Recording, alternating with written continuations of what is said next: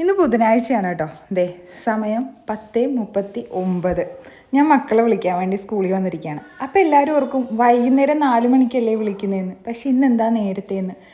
ഒരു 9:45 ഞാൻ പിള്ളേരെ കൊണ്ടുവന്ന് സ്കൂളിലാക്കി. എൻ്റെ വീഡിയോസ് കാണുന്നവർക്കറിയാം, എല്ലാ ദിവസവും മക്കളെ സ്കൂളിലാക്കിയിട്ടാണ് ഞാൻ പഠിക്കാൻ പോകുന്നത്. ഇന്നത്തെ എൻ്റെ ഒരു ദിവസവും ദേ ഇതുപോലെയുള്ള ഒത്തിരി കുഞ്ഞുങ്ങളുടെ ഒരു ദിവസവുമാണ് പോയിരിക്കുന്നത്.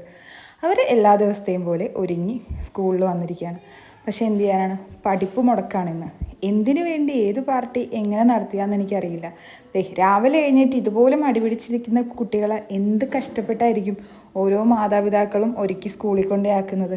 എന്തെല്ലാം പ്രതീക്ഷകളാണ് ഓരോ കുട്ടികളും സ്കൂളിൽ പഠിക്കാൻ ചെല്ലുമ്പോൾ ഉള്ളത്. ഒരു ദിവസത്തെ ക്ലാസ് എന്ന് പറഞ്ഞാൽ അത്ര വലിയ അതിൻ്റെ പ്രാധാന്യത്തെക്കുറിച്ച് അറിയണമെങ്കിൽ ഒരു ദിവസം നമ്മൾ സ്കൂളിൽ പോവാതിരുന്നിട്ട് പിറ്റേ ദിവസം ചെല്ലണം. എന്തിനൊക്കെയോ ഓരോ ഒരുക്കങ്ങളൊക്കെ ആയിട്ട് രാവിലെ ഒരുങ്ങിയ ഒരു സ്കൂളാണ്. ഇന്ന് പണിമുടക്ക്, അവധിയാണ്. എന്ത് ചെയ്യാനാണല്ലേ. നമ്മുടെ കേരളത്തിൽ മാത്രമാണോ ഇങ്ങനെയെന്ന് എനിക്കറിയില്ല. പക്ഷേ ഇതൊരു വല്ലാത്തൊരു ഇടങ്ങേറായിട്ടാണ് എനിക്ക് തോന്നുന്നത്.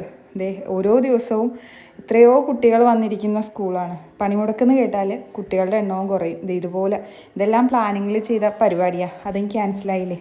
അപ്പോൾ നിങ്ങളുടെ അഭിപ്രായങ്ങൾ കമൻറ്റ് ചെയ്യാൻ മറക്കരുത്. അടുത്ത വീഡിയോയിൽ കാണാം. Bye bye.